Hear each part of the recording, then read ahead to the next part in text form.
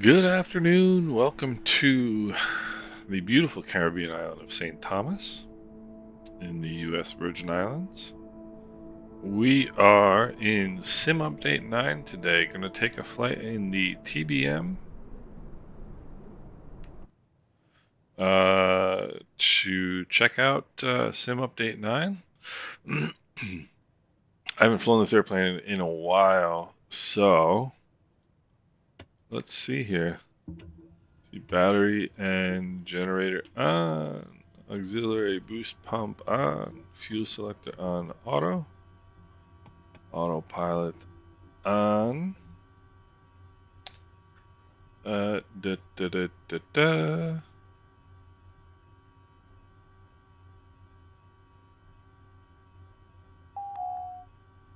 Alright, everything's firing up here nicely.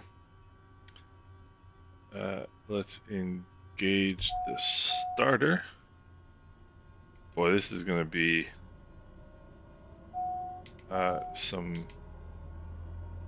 memory. There's going to be a memory test here. Alright, NG is at 13 rather. So we'll move that up to low idle. Oral warning, okay. NG coming up. Oil pressure and oil temperature coming up. Get to about 58 on the NG, come up into high idle. Watching now for a hot start or a hung start. ITT's coming up.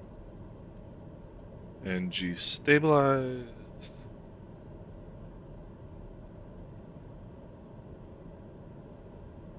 Alright, that ITT should come up to about 770? Is it 670? Probably 670. Alright. Told you this is going to take some brain power here. Let me get this out of the way just so I can mess with the equipment a little easier here.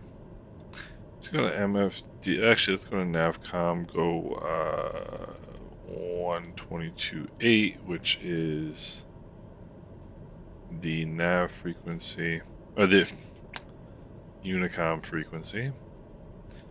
4346 on the squawk. Ba-da-ba-da.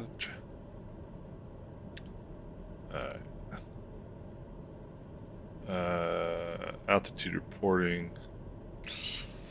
Alright. Now let's go to our flight plan here.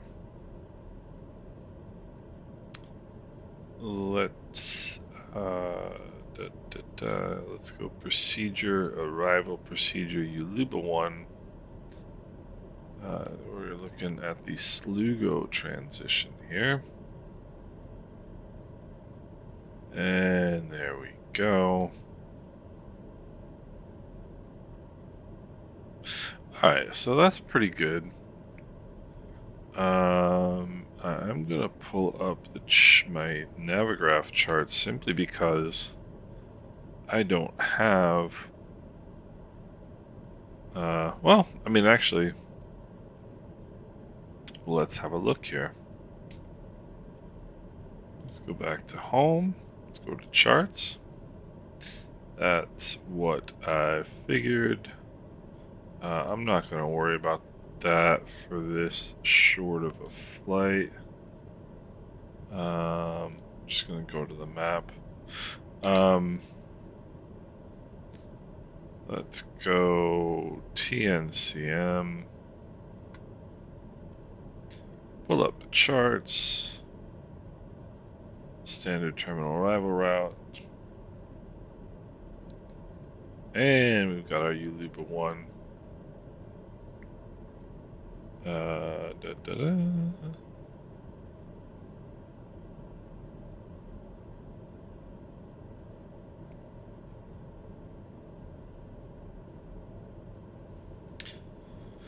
Alright, so got that chart pulled up. Now what I want to do is get a local altimeter setting, which is always a good plan.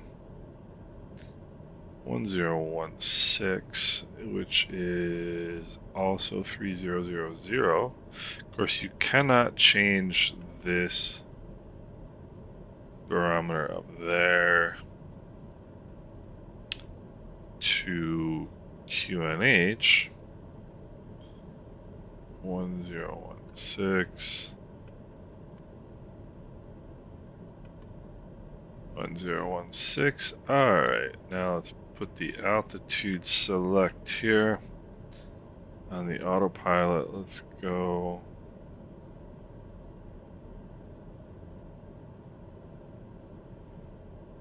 Let's go 10,000. Now we're going eastbound, so we're going to go 11,500.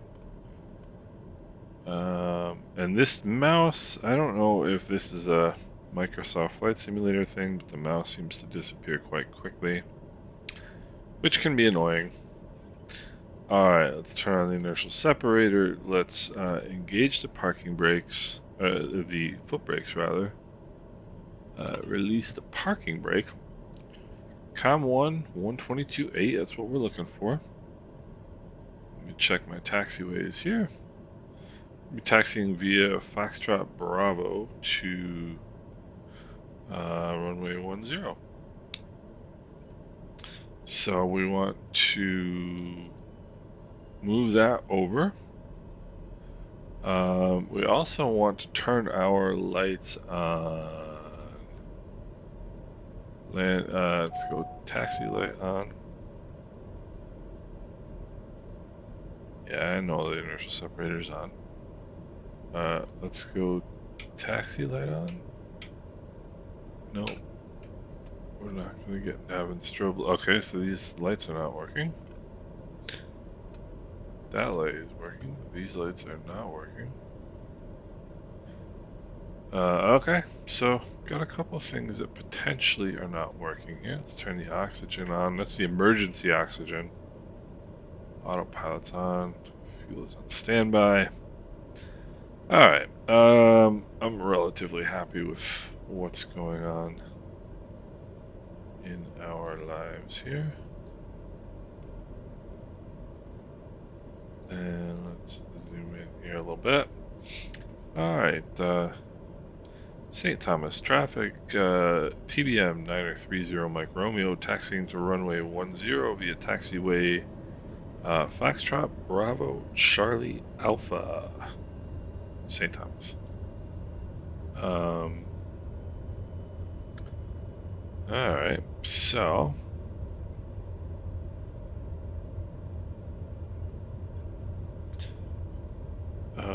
it's gonna be a little bit of a taxi here. Keep our heads on a swivel. Here's Foxtrot. There's the ILS sign, and what that means is once you cross that bar, that dashed bar, you are in the ILS critical area, which means the ILS is radio wave. And you are a massive piece of metal, hunk of metal. So you have the potential to mess up the signal. So if you're getting taxi instructions from ATC and they tell you to hold short of the ILS critical area, then what you want to do is stay behind that line. So, eastbound flight, we're going to be climbing to 11,500. Flight's about 110 nautical miles. And they usually say in the TBM as a rule of thumb, if you're going to be flying 100 nautical miles, you fly at 10,000. 200 nautical miles at 20,000. Beyond that, max cruise altitude. Put on my brakes here. Come to a stop here short of the hold short line. Let's make sure that we're not getting in the way of any traffic. St. Thomas traffic, TBM 9030 Mike Romeo, crossing runway 10 at Bravo Charlie. Entered runway 10. St. Thomas. I don't know if you could hear the voice from my ForeFlight on my iPad, but it's really annoying. I mean, it gives you an oral warning that you are approaching a runway or entering a runway. But it always does that when I'm making a radio call. There's Aerosoft Simple Traffic.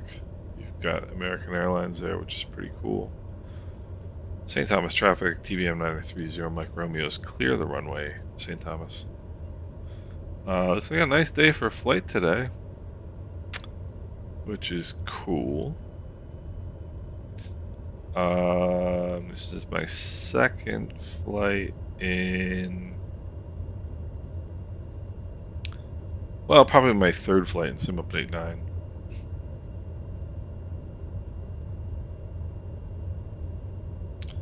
I can see the pulsing light there, which of course you wouldn't really be able to see in real life. I don't think, anyway. A bright sunny day.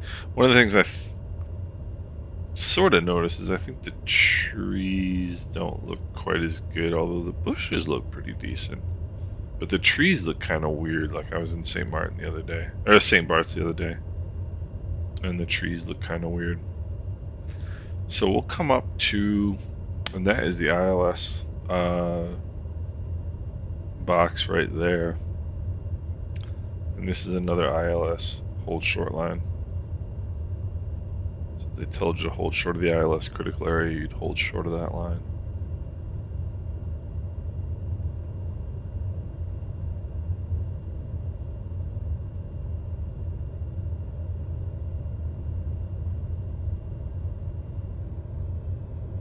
Alright. So slowing down here. Switch over to the map page here on my ForeFlight on the iPad so I can get traffic information. Although approaching runway 10. I should get traffic information right here on the old... Alright, there's maybe some traffic coming in, but we're looking pretty good. Alright, let's go take... No? Okay. That didn't work. Let's go takeoff flaps. Inertial separator off. Let's turn the fan on. Stay nice and cool. Alright, on course heading is 102. Climb to 11,500. St. Thomas traffic, TBM 9030 Mike Romeo, taking runway 10 for departure to the east.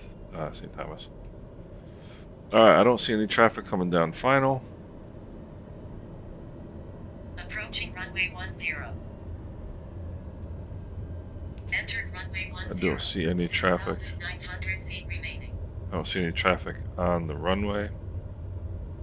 Let's get out and get on center line here. Alright, heading indicator checks with the runway number. There's sneaking suspicion that I'm forgetting something, but let's get going here. Takeoff power is coming in. Takeoff power is set, and there's an airplane on the runway, which is perfect. 70 knots cross-checked. 90 knots and rotate.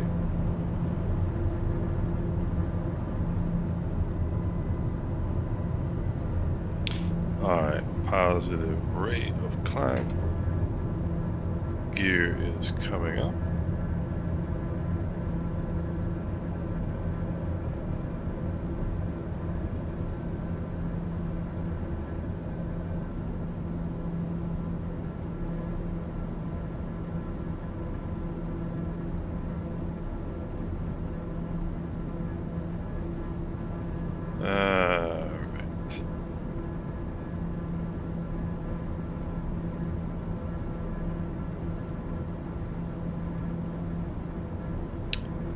major pause there.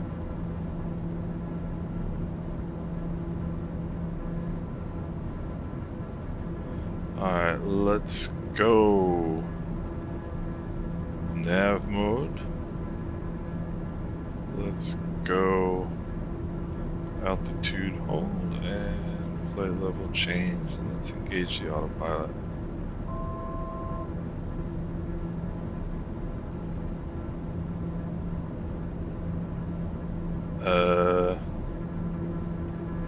Altitude select was already set at 11,500. Let's go flight level change mode.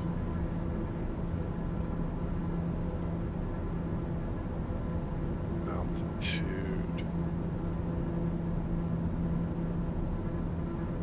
So I'm seeing, I believe that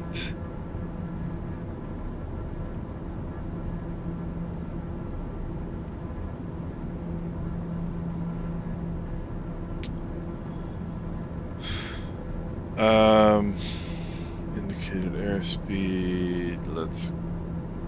What is going on here, folks?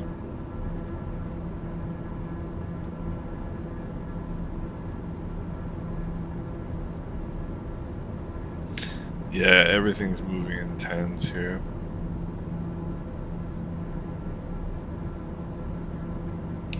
So I climb at 180 knots.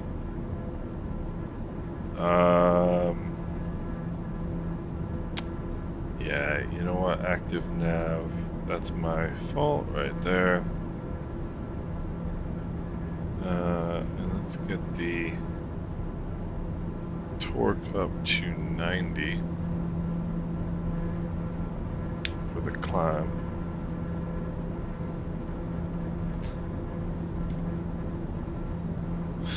Alright, so there's some slight pilot incompetence here. Which is to be expected. I haven't flown this airplane in a while.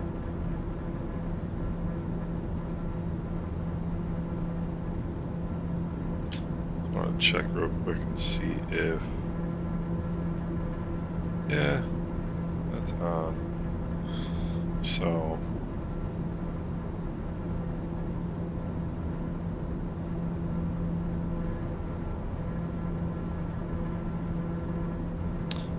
displaying traffic properly, which is good.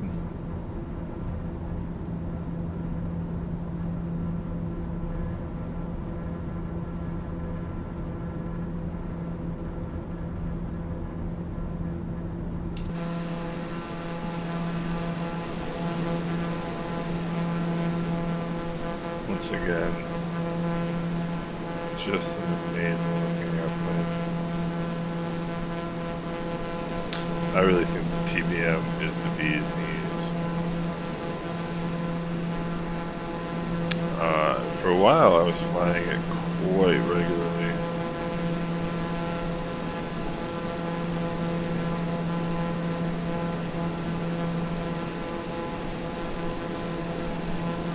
Now I've forgotten.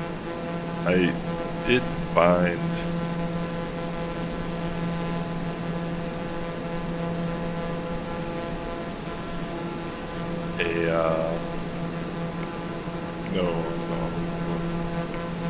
I found a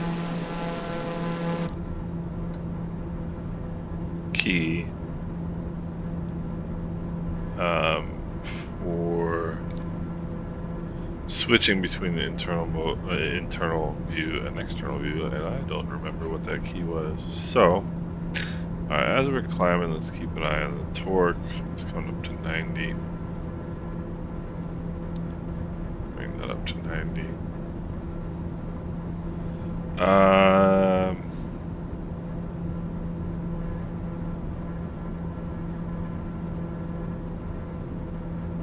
Let's take a look real quick at the procedures out of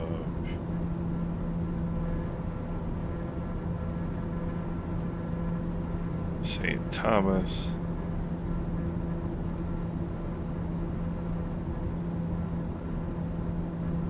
What I'm looking looking for is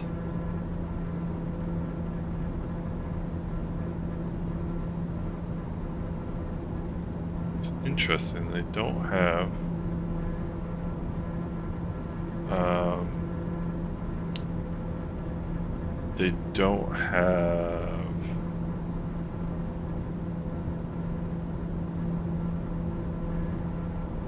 JEP charts on my iPad for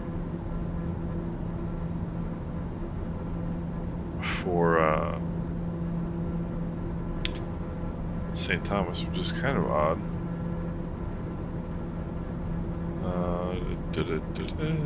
I'm looking for a transition level. Transition level is flight level 180. There you go. Alright, that was easy enough. So, we're climbing through 8,600 for 11,500. I have to admit to you that I feel way behind this airplane right now. There's Terrence B. VATSIM International Airport, locally known as Beef Island.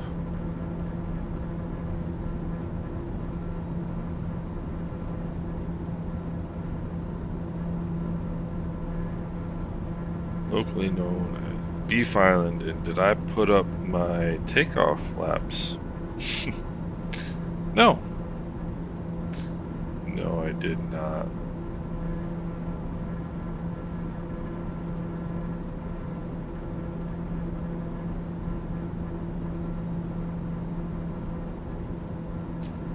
That's embarrassing.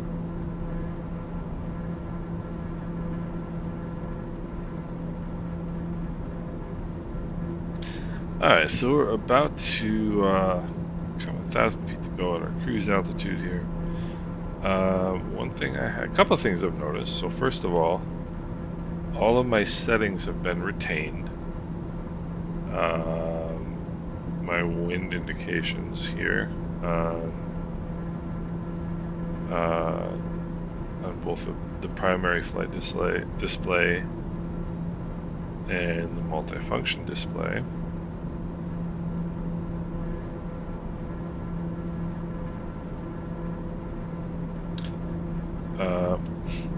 Yeah, you know, I didn't turn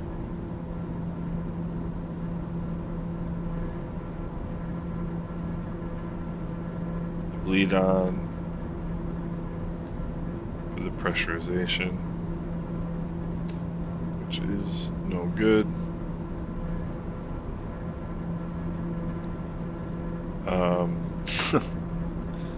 I mean, I think there's just going to be a laundry list of things that I forget to do in this flight. I don't quite know why. I went to put my flaps down. I went to put in the one notch of takeoff flaps, and it just fired right through the both notches of flaps down to the landing flaps. So it looks like using the Honeycomb Bravo, you've got either full flaps or no flaps, which is not ideal.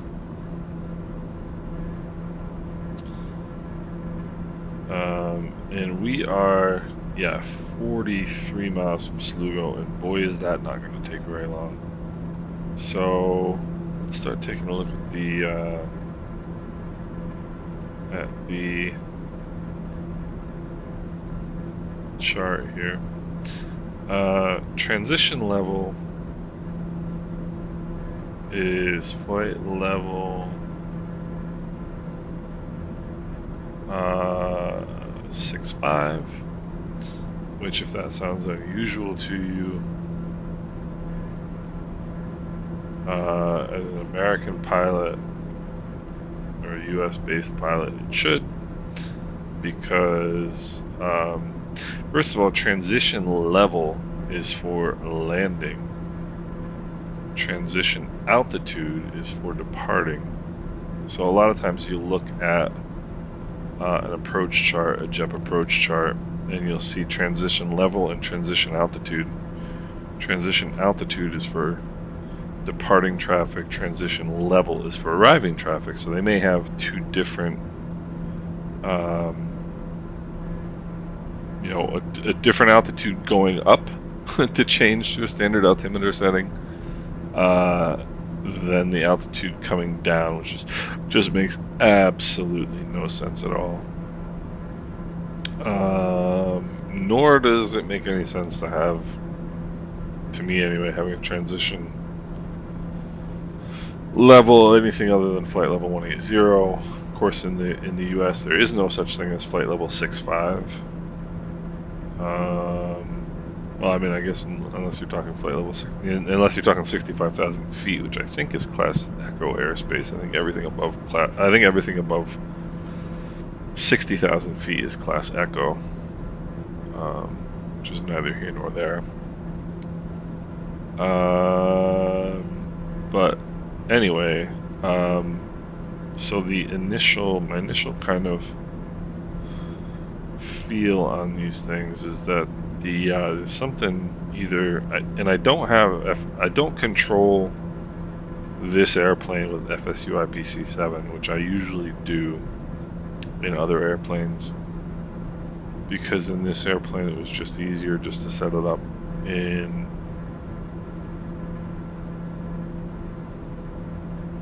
within the sim.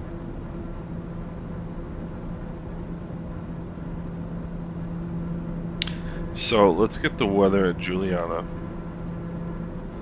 Altimeter is 1017-3003, so let's write that down real quick. 1017. Yeah. I feel like this for flight, this lady who comes and talks to you is just designed to annoy. She always comes out and starts yapping at me right when I'm trying to do something. So that traffic ahead of us, that's JetBlue.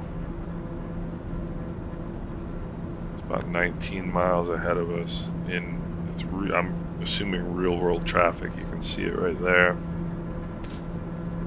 And I see it on ForeFlight as well. So I'm assuming that's real traffic. So altimeter is 1017. Weather winds are 080 at 16 knots, variable from 060 to 120. So winds are 16 knots, variable out of the east, which is fairly typical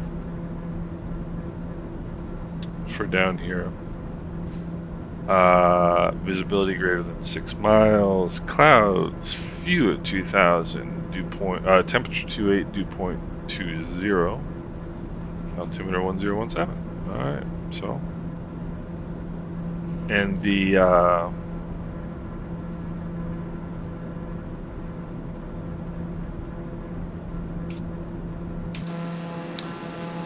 altimeter, the weather came out at 1 o'clock. It is now 1:38, so we don't have to worry about the weather changing before we arrive, or the METAR changing before we arrive anyway.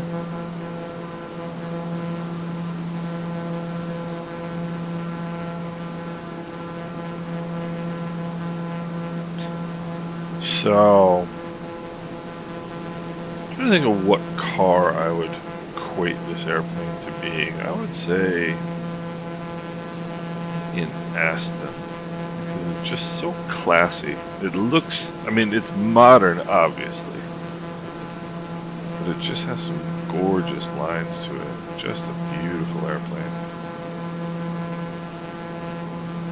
See the British Virgin Islands behind us, the US Virgin Islands. Alright, I should probably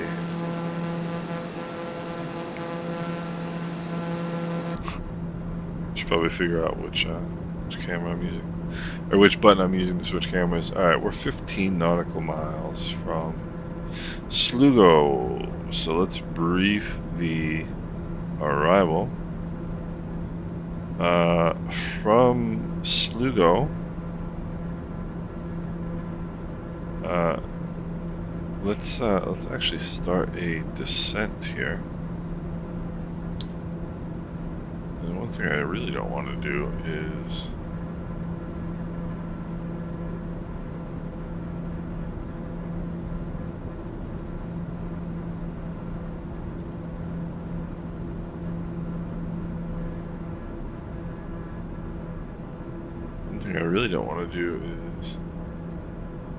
get too far behind this airplane,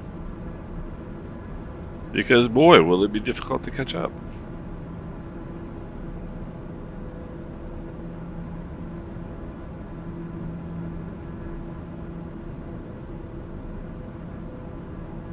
It's not helpful that I can't use the buttons on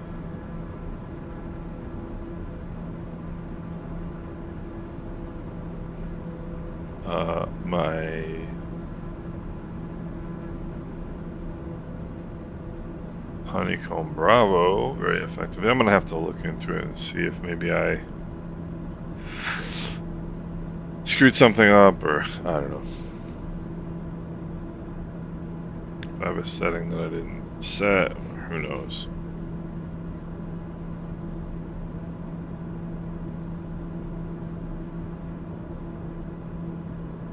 Alright, so anyway, we're 10 miles from Sligo. Cross Sligo at or above 2,600. Right turn heading of 160. And of course, my iPad is from the late 60s and is very slow. So expect vectors to the VOR Zulu runway 10 straight in approach. Sligo, it's 31 miles from Sligo to Yuluba. So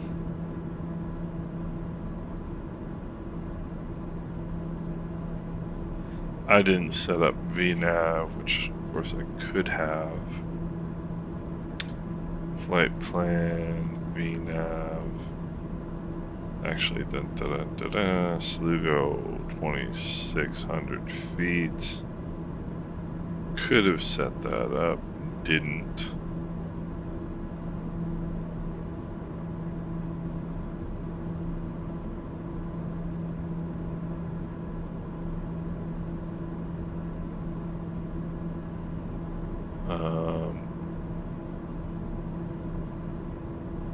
Traffic, good afternoon, Jet 2760 with you here on the RNAV approach on the 10, currently 21 miles and altitude 776.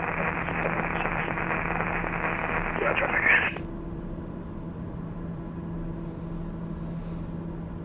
And Juliana traffic, TBM 930 Mike Romeo is Sligo inbound on the Yuluba 1 arrival, Princess Juliana. I hear a lot of guys who are making radio calls, and God bless them for doing so, that when you make radio calls 3003 to a non-towered field, which technically this is not, but right now there's no controller, so it is, you fly it as a non-towered field on VATSIM.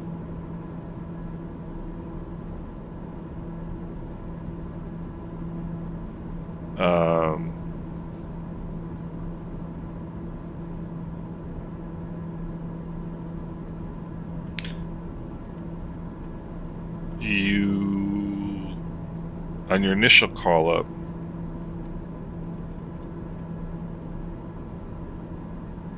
you call the the name of the field, right? Juliana traffic would be the correct call here. And keep an eye on the torque because we're coming down. We're going to bring it back down a little bit. Go Juliana traffic, and then you give your identification, TBM 9030 Mike Romeo. Then you give your position, whatever. Where are we? 20. I mean, you would. Yeah. Nearest out. You wouldn't make a radio call like 22 miles from Uluba. I mean, but let's say you're 10 miles from the field, so you give your 10 miles from 10 miles east inbound runway 10, and the last thing you say is you repeat the name of the field that you're going to, in this case Juliana.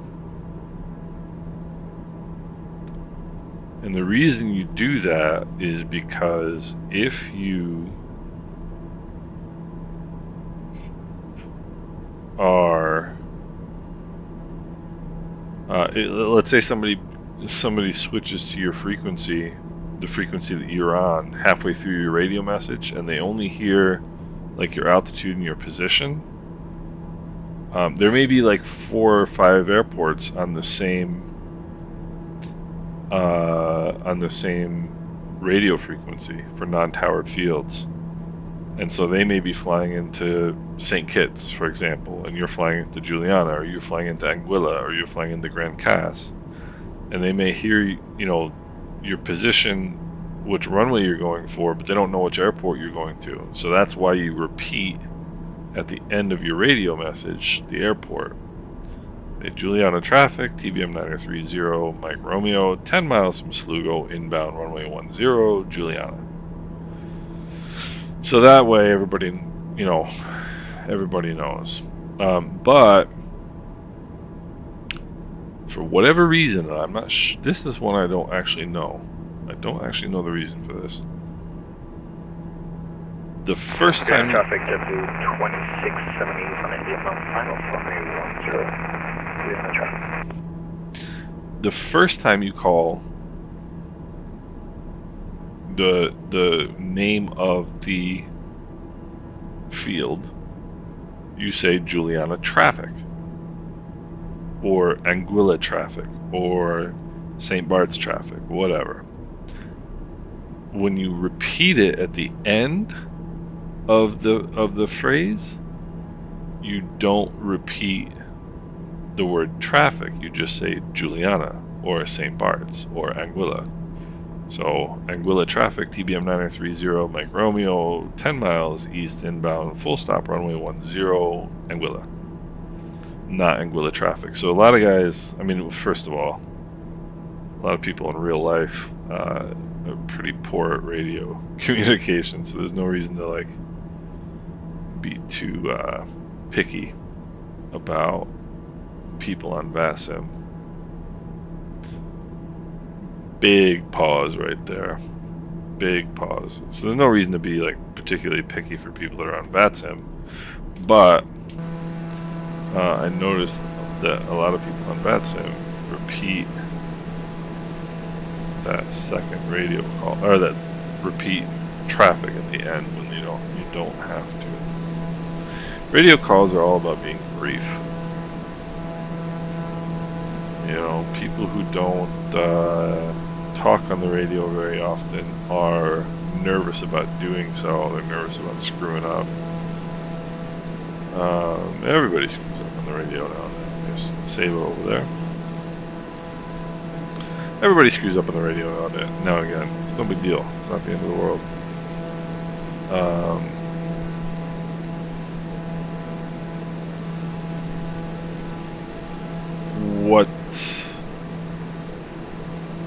I'm trying to remember what stupid key I used. The thing to remember about radio calls is all you have to do is who you are, where you are, and what you want to do. That's all you need to remember about radio calls. Okay. So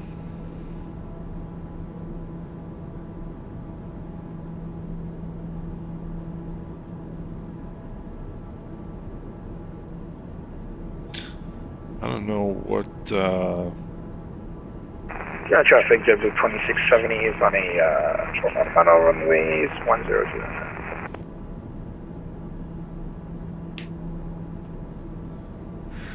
Let's see here. 7 miles from Slugo. Or no, 7 miles from a user. Which is.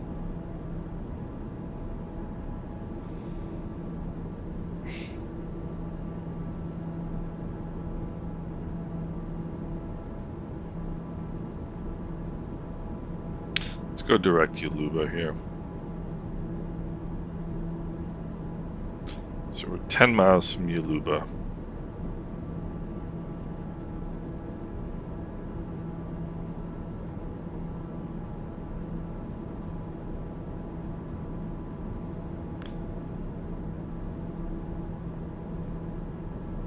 Juliana traffic, TBM 9030 Mike Romeo, 10 miles from Yaluba, visual approach 10, Juliana. There is my favorite place in the world, Anguilla.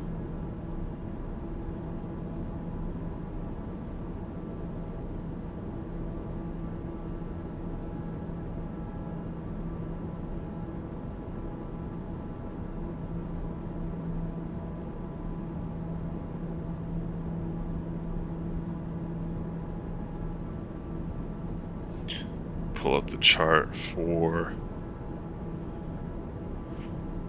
the VOR Zulu approach. Let me see, that's 8, and there you go. So final approach course 096. Come down to, once we cross Yaluba, we can come down to 1600. So let's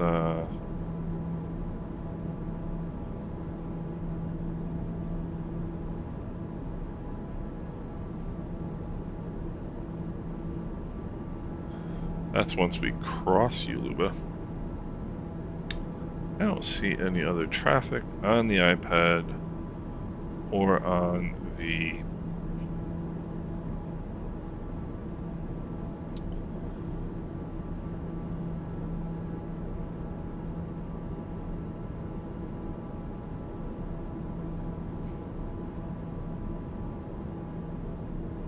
display here. Let's try the flaps one more time. It's going to go all the way down to landing, I think. Landing gear. And it is. Alright, so I'm going to have to do this manually. So, takeoff flaps. Hey, Juliana traffic, JetBlue 2670, backtracking, runway 10, Juliana traffic.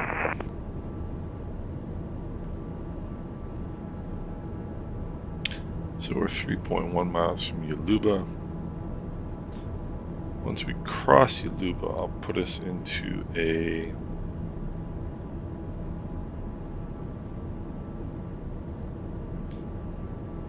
vertical speed mode.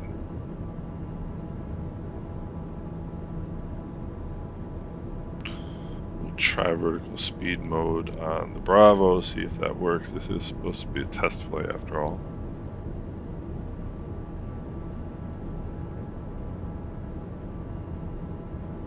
It's funny because I've been flying the 152 a lot, and the difference between that plane and this plane, you think this plane would be simple to fly, right? The reality is Juliana traffic, TBM 9030 Mike Romeo on a 10-mile visual final runway 10, Juliana. The reality is it's actually not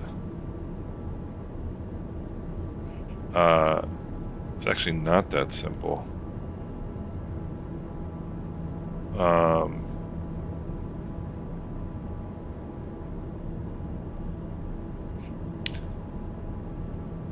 The physical part of it is pretty simple.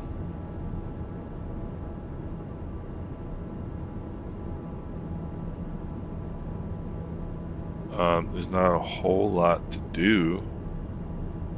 Hey, Juliana traffic, JetBlue 2670, vacated runway 10, Juliana traffic.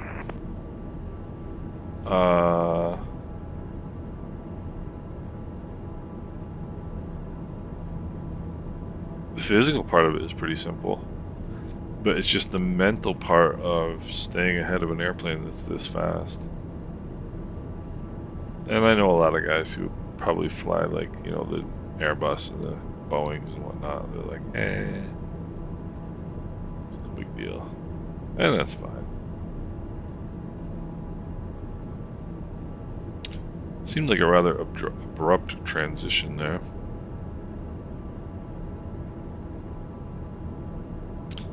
To level flight. Alright, so Dabir intersection. About 5 miles. I'm going to bring the power back to 35. The torque. That should slow us down a little bit more.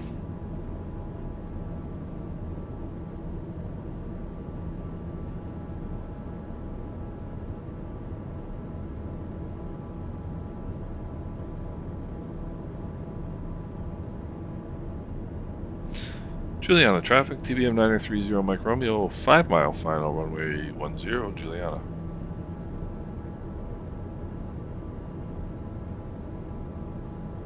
I'll let the kids know I'm coming. Bring the power back to 23 on the torque. That'll get us into flap range, and then we're going to put the gear down. It's going to help us even more. And once we get down under 120 knots, we will put that second notch of flaps down. I will hit the whoopsie daisy. I just outsmarted myself, which is not hard to do, by the way.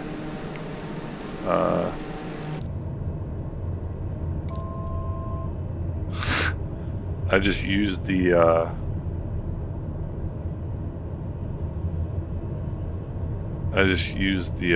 disconnect button on the autopilot disconnect button on my Honeycomb Alpha, and reminded myself why I don't use that.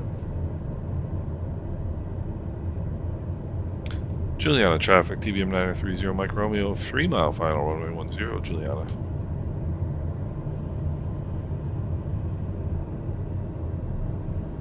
And I'm below glide slope here, so we're bringing some power. When you get low, a lot of people kind of pussyfoot around it. But if you get low on an approach, you want to add power and climb until you are back where you want to be on the approach, which is 2 white, 2 red in this particular case. But you don't want to be like yeah,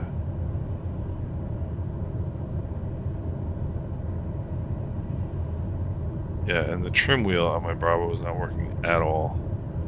You don't want to be hesitant.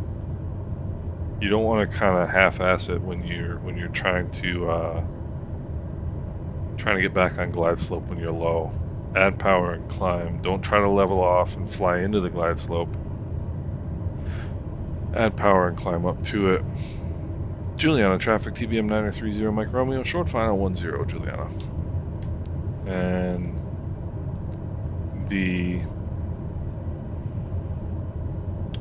like I said, the trim wheel on my Bravo is not working at all. I am again low. This is not going to be a master course in how to fly an airplane.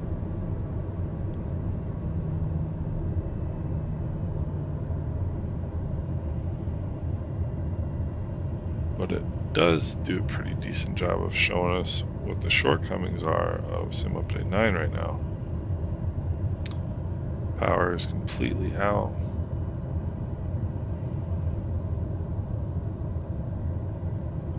Get the nose up.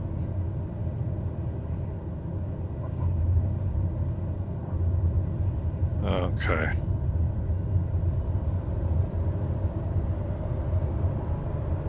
Beta works. Alright, flaps up.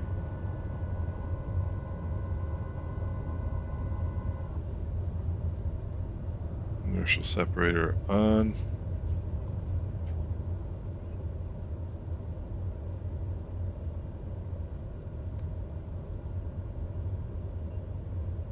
I'm gonna wait this time until I actually am off the runway before I call clear the runway. And Juliana traffic, TBM 930 Mike Romeo is clear of the runway, Juliana. So, yeah, I don't know. I think the performance was okay. There was a couple big pauses, one really big pause. And I know people find them annoying. I find them annoying. I don't find them that annoying unless they're like repeated pauses. Those are really obnoxious. There was a couple of them. Again, not too bad. I don't know whether the failure on the part of the sim to, like on the failure, you know, the Bravo not working very well and such things. I don't know if that is the Bravo's fault, if it's FSU IPC, if it's my fault. Could be my fault. Could just be operator error. Put on the parking brake, turn the inertial separator off. Master caution, master warning.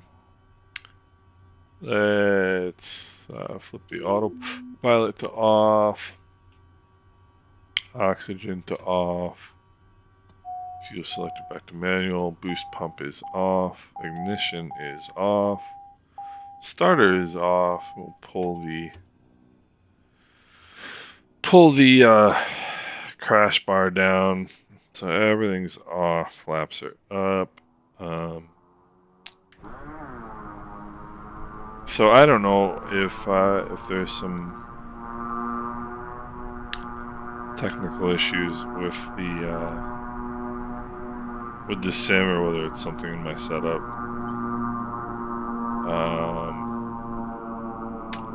So I'll have to check, but performance-wise, again, the sims are I don't notice any like major, you know, FPS changes or anything.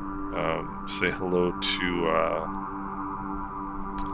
Stefan and Vladimir and the ladies and germs over at Mary's Boone. What I wouldn't give to be there right now. So anyway, quick test of Sim Update 9. Not a whole lot to report. I'm just gonna work through some of the stuff with the honeycomb and take another TBM flight here pretty soon. Thanks for watching.